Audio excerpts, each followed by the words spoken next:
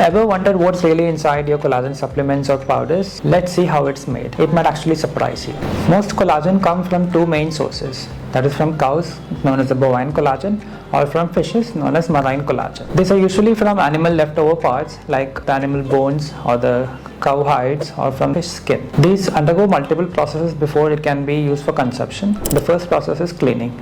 They contain a lot of impurities and minerals and excess materials which need to be cleaned completely. Then comes the process of extraction. The collagen containing materials are boiled in hot water and enzymes or acids are added to it to extract the collagen. But this extracted collagen is very difficult for the body to absorb since it's like a long peptide. Think of it like a huge rope. So we need to cut this rope into small pieces so the body can easily absorb it. This process is called hydrolyzation. This breaks down the collagen into simpler amino acids and peptides which can be easily absorbed by our body. These peptides are then filtered, purified and dried to make it into a tasteless clear powder. This powder is then sold as collagen supplements, collagen powders or gummies after the manufacturers add some sweeteners or colors to make it look more attractive and sell it like a beauty shot.